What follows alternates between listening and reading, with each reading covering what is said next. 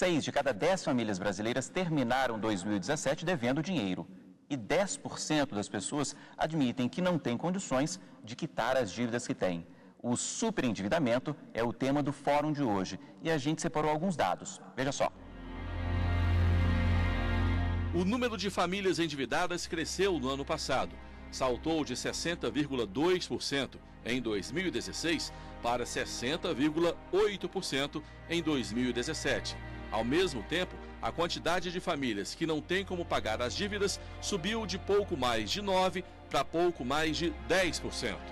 Quanto ao tipo de débito, os mais comuns estão ligados a cartão de crédito, carnê, crédito pessoal e financiamento de carro e casa.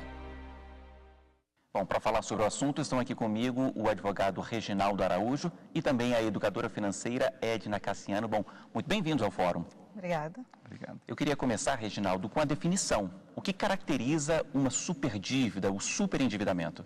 Existem vários conceitos de superendividamento, mas num entendimento mais simplista, o superendividamento existe quando mais de 30% da sua renda ela é comprometida para pagamento de obrigações mensais e quando você ultrapassa esse patamar de 30%, que ele prejudica a sua sobrevivência, ou seja, com gastos do cotidiano sendo prejudicados nesse sentido, e que muitas vezes provoca a necessidade de você recorrer a cheque especial ou cartões de crédito e não pagar a fatura efetiva do cartão, ou seja, a fatura completa naquele mês, deixando excedentes para os próximos, transformando numa bola de neve, eu entendo que você, neste momento, esteja em um superendividamento. E insolvência? Bem, você tem a insolvência, que é para a pessoa física, o que a falência é para a pessoa jurídica. É claro que a insolvência é uma medida muito drástica, muito dura, porque ela dá algumas prerrogativas para o devedor, mas ela também lhe tira outras, como, por exemplo, uma pessoa que está em insolvência, em muitos momentos ela não pode nem assumir alguns tipos de cargos. Então, ou seja, o mais importante é que ela entenda tudo que está em sua volta antes de decidir por insolvência. Quais são as consequências desse superendividamento, Edna? É claro que ninguém quer chegar num ponto como esse, mas o que acontece? Você trabalha com isso? Eu trabalho com isso, eu sou psicanalista há 18 anos e também educadora financeira. O que acontece é que a qualidade de vida das pessoas piora grandemente nesse momento. São noites que você não consegue dormir, taquicardia, você acorda pensando naquilo, você vai dormir pensando naquilo, em como resolver um problema que, na perspectiva que ele ganhou, a pessoa já não encontra mais solução para ele. Então, você tem aí um envolvimento da família, as relações podem se desgastar, as relações conjugais podem se desgastar bastante nesse processo. Então, você tem consequência do ponto de vista de qualidade de vida nesse cenário de superendividamento. Agora, a pessoa não te procura no começo ali do problema, né? Eu imagino que esse problema já esteja grande, um baita problema, né? Em geral, quando as pessoas me procuram, elas já estão no estado de superendividamento, elas querem se livrar das dívidas. E aí, nesse processo de livrarem-se das dívidas, elas começam a entender a origem disso, como é que esse processo começou, como é que eu me meti nessa situação, como é que eu vim parar aqui. E aí a gente ajuda as pessoas a entenderem quais foram os aspectos comportamentais que fizeram com que ela chegasse naquele ponto. E se o que motivou a pessoa a chegar ali foi um comportamento, e se comportamento a gente pode mudar, então a gente trabalha mudanças de comportamento que vão apoiar esse processo de não só a saída das dívidas, mas é isso que os meus processos propõem, é construção de riqueza. Como é que eu vou agora focar a minha energia em construir patrimônio, em construir o meu futuro, não simplesmente pagar dívidas. São os casos que também chegam para você, Reginaldo? Sim, normalmente quando chega ao advogado, chega já situações do superendividado buscando as alternativas possíveis. No primeiro momento, o profissional da área do direito, ele busca uma composição, busca fazer o levantamento de todos os valores que esse seu cliente deve, para que possa promover uma negociação junto aos respectivos credores, ou seja, o que o advogado inicialmente inicia o processo é um processo de composição da melhor forma para que ele possa fazer um pequeno planejamento por simples que seja, não precisam planilhas rebuscadas, quem não tem hoje noção nenhuma com computadores, que já não é uma coisa comum, mas vamos colocar quem não tem a noção nenhuma, até com um mero papel, uma caneta, ele começa a resolver isso aí. E o advogado busca colaborar com ele no sentido de renegociar suas dívidas, para que possa entrar dentro de um orçamento possível que ele possa pagar, muitas vezes trabalhando a questão da postergação dos prazos, porque com isso ele vai ter um fluxo financeiro melhor para poder honrar com os seus credores. Nós temos o dever ético de informar a ele que muitas vezes o Poder Judiciário não está aberto a aventuras jurídicas, ele está aberto para proteger todas as partes. E nessa construção jurisprudencial que já vem sendo feita, o que acontece? O Poder Judiciário está ali para o jurisdicionado devedor, quanto para o jurisdicionado credor. Nós temos que buscar o justo equilíbrio. O Poder Judiciário busca, dentro do que a lei permite, dentro do que existe de uma regra moral, de uma regra legal, estabelecer o direito de cada um. Não é apenas dizer que o devedor que vai ao Poder Judiciário já tem toda a prerrogativa, terá sua dívida parcelada ou muitas vezes cancelada. Isso é um entendimento equivocado de muitos devedores. O que é mais importante, Edna? É mudar o comportamento? A primeira coisa que a gente deve buscar é uma mudança de comportamento, para sustentar a mudança que a gente vai ter que fazer depois, que é uma mudança de hábitos intelectuais, né? Porque os problemas financeiros que as pessoas têm não advêm do fato dela não saber somar, subtrair, multiplicar e dividir. Se esse fosse o problema, ninguém teria problemas financeiros, né? Então, a questão não é simplesmente racional. Tem um comportamento, um elemento racional importante. O doutor Reginaldo falou uma coisa importantíssima, a gente precisa mapear a situação em que cada um está. Então, o mapeamento da situação atual é extremamente importante. Eu preciso escrever, eu preciso ver, eu preciso me confrontar com o tamanho da dívida, com que escopo de endividamento eu estou trabalhando, né? Para que, a partir daí, eu possa fazer um planejamento para sair disso. Mas eu preciso também entender que, muito provavelmente, eu fui levada a uma situação de endividamento por causas comportamentais, que eu preciso identificar quais são e corrigi-las. E quais são as mais comuns? As mais comuns, as pessoas entrarem num processo de endividamento por ter dificuldade de dizer não. E quando eu tenho dificuldade de dizer não, eu tenho dificuldade de priorizar o que é mais importante ou não. Por comparações, fazer comparações, a gente vive num mundo que nós somos seres sociais, né?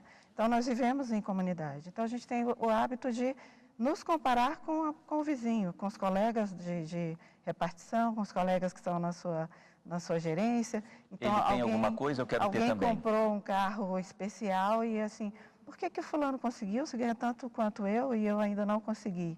Então, eu tentar fazer coisas para me equiparar. Às vezes, se você se equiparar dentro da sua família, pessoas que estão galgando lá posições que você gostaria de ter e você não observa o background, ou seja, o que aconteceu antes da pessoa ter aquele bem. Mas você só vê o resultado daquilo que é o bem. E aí você parte para o endividamento para se equiparar aos outros. Então, comparação é um dos problemas também. Eu tenho uma pergunta aqui que cabe bem para os dois. Existe um perfil do superendividado brasileiro? Quem que chega para vocês identificam assim, olha, a pessoa tem essas características? Tem, Reginaldo? Na minha pouca experiência de vida, eu vejo que o superendividado, normalmente, ele é uma pessoa que não é dada a nenhum tipo de planejamento, nem que seja mínimo. É uma pessoa que, normalmente, não traz para si a sua responsabilidade. Todos são responsáveis por tudo que está acontecendo aqui com ele, menos ele. Ele é o único que não tem responsabilidade nenhuma, apesar dele ter sido partícipe pleno de tudo que ocorreu. E, normalmente, é uma pessoa, tem características de ter um coração muito bom, pessoa de ter aquela característica de não saber dizer não, como foi colocado aqui com muita maestria, ele não sabe dizer não, e, ao mesmo tempo, é uma pessoa arredia ao que preconiza a legislação, porque, na concepção dele, a legislação tem que estar de acordo com o que o cidadão necessita, com o que o cidadão precisa para resolver seus problemas. Só que ele não entende que ali existe um conjunto de leis para proteger a ele e aos que estão em sua volta, inclusive os seus credores.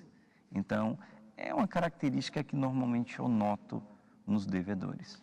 E você, Edna, o que você vê? Pessoas também se endividam porque buscam compensações. Então, dificuldade de tolerar frustrações. Então, eu me frustrei com alguma coisa não está indo bem, ou na minha vida afetiva, ou na vida familiar, ou na minha relação com os filhos, ou na relação conjugal. Então, eu me compenso, mesmo que eu não possa, através de um cartão, ou através de endividamento, eu excessivamente, acho que mereço de uma forma que não é real. Então, eu mereço, eu trabalho tanto, eu estou tão cansada, estou tão exausta, eu mereço ir viajar no próximo final de semana e me desestressar e relaxar, ou mereço ir ao shopping e comprar roupas e bolsas, uma espécie de compensação de um senso emocional que está fragilizado. E o que você observa? São mais homens ou mulheres, pessoas da iniciativa privada ou pública, jovens, idosos? Quem são essas pessoas? Hoje a gente tem um público em todas essas faixas etárias que está afetado por pessoas que estão iniciando a vida profissional, e eu já comecei recebendo nos meus atendimentos pessoas assim, que já estão super endividadas. Então, eu acredito que o que há de comum entre todas essas faixas etárias é a falta de educação financeira. Então, tem duas coisas que a educação formal ainda não conseguiu trazer para dentro dela. Uma é a educação emocional, ou seja, autoconhecimento, eu estar em contato comigo mesmo durante algum tempo. As pessoas têm dificuldade de ficar sozinhas, de ficar em silêncio, então essa é uma dificuldade. E a outra dificuldade é eu não ter essa educação financeira, então eu não trago isso. E esses dois aspectos têm repercussões. Vou pedir uma pausa aqui para os dois, porque o fórum faz um rápido intervalo, mas volta num minutinho. Até já.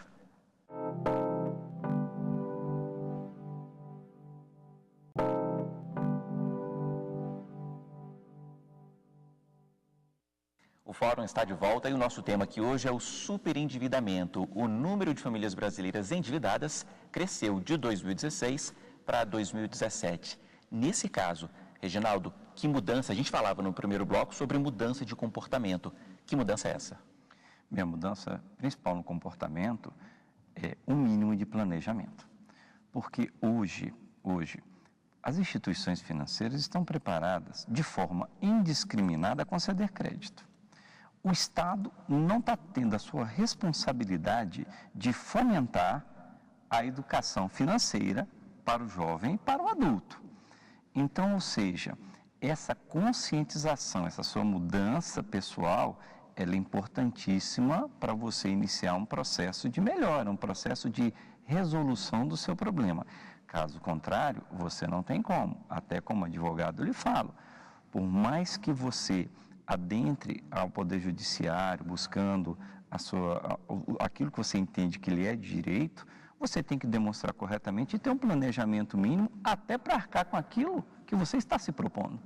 Então, nesse sentido, há uma mudança inicial, que é logo o reconhecimento do que você não está fazendo correto, para buscar sua melhora, para só assim você chegar à sua resolução. E dentro de casa, isso vai fazer muita diferença. É preciso envolver a família, né? O grande ponto é, quando você está com um problema financeiro, os primeiros que devem ser informados são os membros da sua família. O comprometimento de todos vai ser muito importante, porque quando forem traçadas metas, cada um vai ter sua responsabilidade no processo. O que é muito bom, que se isso ocorrer, você já está demonstrando aos seus filhos a necessidade de um planejamento mínimo e de um cumprimento de metas para que as pessoas possam viver com harmonia, com tranquilidade e buscando, até conforme a doutora Edna colocou, buscando um entesouramento futuro quando tiver um excedente financeiro para poder melhor aplicar seu recurso. Isso parece o básico, né, doutor Reginaldo falando que parece o básico para a gente, mas não é assim, né? Na prática não é assim. Não é assim. As pessoas costumam imaginar que elas sabem exatamente quanto elas estão gastando na mente. Não, eu sei tudo, está tudo aqui na minha cabeça, eu sei quanto eu posso gastar. Então ela vai lá e parcela mais uma compra no cartão, e aí mas essa parcela é pequena, ainda cabe no meu salário, e ela parcela de novo. Mas ela se esquece que ela já tinha parcelas de outros meses. Então, esse aspecto que o doutor Reginaldo falou é fundamental e é por aí que a gente sempre começa. É preciso expressar isso de uma forma que cada um veja qual é a sua situação atual. É daí que a gente parte, para uma mudança de comportamento. Você tem muita propriedade para falar sobre isso, você é educadora financeira hoje e foi uma super endividada. O que aconteceu com você e como é que você mudou de perfil? Eu trabalhei já há muitos anos como funcionária pública. Eu nunca tive um salário ruim, nunca tive dificuldades financeiras, né? Dificuldades do ponto de vista de necessidades financeiras. Mas eu não tinha educação financeira. E aí, num determinado momento da minha carreira, quando eu perdi uma função gerencial, e voltei para o início da carreira do ponto de vista financeiro, inclusive, isso trouxe uma repercussão muito impactante na minha vida. Até porque foi num processo onde meu pai tinha adoecido, tinha um diagnóstico de Alzheimer, então eu fiquei sabendo que a gente precisava se preparar para cuidar dele. E eu queria cuidar dele tanto quanto ele cuidou de mim. Então foi o momento que eu decidi que eu queria fazer uma mudança. Eu queria entender por que eu tinha chegado até ali. Num primeiro momento, as pessoas, quando estão nessa situação, responsabilizam o chefe, responsabilizam a empresa porque perdeu. Mas eu fui compreender, já que a minha busca era de entender a origem disso, eu fui compreender que o primeiro responsável era eu mesma. Eu não tinha feito uma proteção, um colchão financeiro ou uma reserva financeira que me sustentasse quando eventualmente isso acontecesse, porque isso acontece na carreira de qualquer um. Você tem momentos em que você pode não estar na mesma situação. Então, eu trouxe essa responsabilidade para mim. O que eu poderia fazer para mudar a minha vida? E aí, quando eu tomo conhecimento disso, e aí eu vou para um processo de planejar como sair dessa situação, o resultado é rápido. O resultado vai depender do seu comprometimento em mudar o seu comportamento. Foi isso que aconteceu comigo. Admitir esse erro é difícil, né, Reginaldo? Sim. As pessoas tentam esconder? Sim, eu tenho casos de clientes que vão ao escritório, assinam uma procuração, muitas vezes nós precisamos adentrar com o processo, ele vai passar por várias situações e ele pede ao máximo sigilo. Em muitos casos, a própria esposa não sabe que ele está endividado, ou o marido. Eu tenho casos dos dois lados. Eu tenho tanto mulheres que buscam o Poder Judiciário e não querem que o marido saiba, e vice-versa. Então, é uma coisa muito interessante. E, no primeiro momento, a primeira coisa, assim, sempre é importante colocar de forma correta. Quando você está orientando alguém, a primeira coisa que você faz é, por favor, converse ou com a sua esposa, ou converse com o seu marido, converse com seus familiares. É importante, é com essa ajuda, é com essa força que vocês vão conseguir sair desse problema. Então, isso que a doutora Edna colocou é muito importante. Isso em qualquer momento, quer seja na esfera extrajudicial, quer seja na esfera judicial, é esse apoio das pessoas que estão em sua volta que realmente vai ser um fator determinante para que você consiga sair do problema. O que falta para essas pessoas, para o brasileiro que está nessa situação que vocês identificam? Falta educação financeira, falta o hábito de poupar, de investir. O que falta, Edna? A gente vem de um processo de 1942 a 1994, a gente passou por 8 moedas diferentes. Então, a gente tem, na cultura de quem viveu esse processo de superinflação, a gente ainda tem arraigado aquele comportamento de eu tenho gasto, não sei se isso vai aumentar. Então, ainda está muito arraigada essa cultura de ter e gastar. Então, eu recebo uma promoção, o que eu faço normalmente? Eu aumento meu padrão de vida. Não passa pela cabeça das pessoas o cuidado com o futuro. Ela entrega isso para o Estado. Então, o Estado vai dizer quando ela vai se aposentar, o Estado vai definir as regras para a vida dela. Então, ela está delegando. Quando ela delega, ela tem que aceitar o que acontece em volta. O que a gente ensina é que você pode decidir quando é que vai ser o seu momento de se aposentar, desde que você comece a aprender a respeito de gerenciar seu dinheiro. Isso não é uma coisa difícil e é um mito a gente acreditar que eu só posso começar a investir quando eu tiver dinheiro. Esse era um dos mitos que eu tinha. Não, só investe quem tem muito dinheiro. Se eu não tenho dinheiro sobrando, eu não vou investir. O raciocínio é outro, completamente diferente. Se eu sei quanto é o meu orçamento, se eu começo a observar e definir metas, então eu sei que eu quero fazer uma viagem daqui a 2 anos, por exemplo, para um lugar especial e quero passar mais tempo aproveitando, desfrutando disso. Eu vou planejar isso. Então, quando eu planejo, eu sei que eu estou abrindo mão de comprar uma bolsa nova, porque eu vou fazer aquela viagem, eu começo eu mesma gerir sem sofrimento.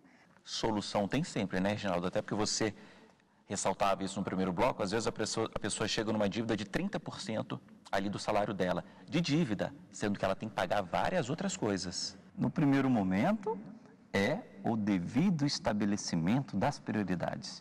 Primeira coisa é quanto eu preciso para me manter durante o mês, o que eu gasto com a minha alimentação, meu transporte, o que eu tenho que fazer, qual o recurso necessário para eu me manter dignamente nesse mês. Depois que eu defino este valor, eu vou ter esse outro excedente. Esse outro excedente vai ser priorizado para o pagamento das obrigações passadas. Se ainda existir um excedente, ele vai ficar dentro de uma programação daquilo que é importante para o futuro. Então, ou seja, com base no meu passado, que eu entendo o meu futuro, que eu vou projetar, que eu entendo o meu presente, que eu vou projetar o meu futuro, que é uma máxima muito antiga, muitos falam sobre isso, é uma máxima perfeita. Porque se eu conseguir entender quanto eu gasto para a minha sobrevivência, eu vou ter como pagar minhas obrigações e vou como investir com o meu excedente financeiro. Porque hoje, a grande maioria da população não sabe quanto gasta diariamente. Por exemplo, quanto é que você custa hoje? Você sabe quanto é que custa o seu transporte? Porque as pessoas não sabem quanto gastam na sua locomoção quando não tem um veículo. O que está envolvido nos custos do seu veículo? O que está envolvido no custo do transporte dos seus filhos? O que você gasta de táxi, de Uber ou qualquer outra coisa? Então, é uma coisa simples, quando você para refletir e fala, quanto é que eu gastei no mês passado só com locomoção? Então, é um exemplo simples de que você tem que estabelecer quanto você precisa para você sobreviver, para a partir daí você fazer o seu planejamento. As pessoas no início do ano, por exemplo, elas sofrem muito com a questão do IPTU, IPVA, seguro de carro, por exemplo. Mas essas são despesas que você tem todos os anos. Elas, a rigor, não deveriam nos pegar desprevenidos. Então, quando a gente faz isso, que o doutor está propondo, você faz um planejamento, você vai somar quanto você gasta com essas despesas, dividir por 12, e você vai saber quanto você precisa guardar por mês, para no ano seguinte você ter essa reserva. Isso não vai impactar no seu orçamento, isso já está previsto. Então, são pequenos detalhes que fazem diferenças bem substanciais na sua qualidade de vida, inclusive. Material escolar, por exemplo, a mesma coisa. Educação financeira foi um ponto que a gente passou aqui em vários pontos aqui desse programa. Criança pode ter educação financeira? Deve ter? Deve. Hoje, algumas escolas privadas, elas já estão desenvolvendo a educação financeira. Algumas escolas públicas têm isso aí na sua parte diversificada. Agora, eu entendo que isso aí devia fazer parte do currículo, porque na nossa LDB, Educação Básica, a Lei 9.394, ela foi uma lei muito bem elaborada e ela te dá várias possibilidades. E dentre elas, você pode muito bem ter uma educação financeira desde a mais tenra idade até o término dessa educação básica, antes de você adentrar o curso superior. E em muitas instituições de ensino superior, elas já estão colocando gestão financeira como matéria, porque às vezes você sai psicólogo, mas não sai com esse conhecimento de outra área. Às vezes você sai advogado, não sai com conhecimento de gestão financeira do seu escritório. Você sai lá, uma pessoa de uma área do conhecimento, que aquilo não faz parte do seu cotidiano. Não faz parte de você gerir financeiramente. Então, muitos cursos superiores já estão colocando a gestão financeira. Por quê? Porque uma das origens do endividamento da pessoa física vem da pessoa jurídica, quando esse empresário não entende que aquele recurso o faturamento é diferente de lucro.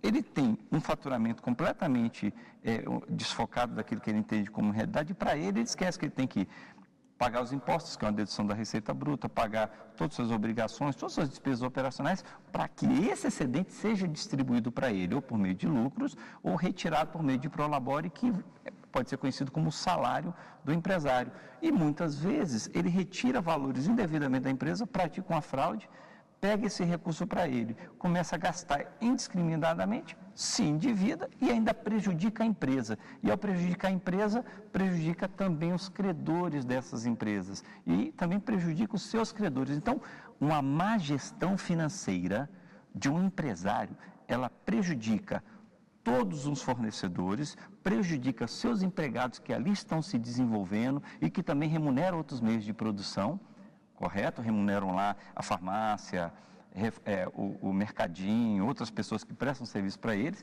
ele também acaba prejudicando todos os seus credores, então ele faz o sistema entrar em colapso. Então, uma boa educação financeira, ela colabora muito para o Estado se desenvolver em 5, 10, 15, 20 anos.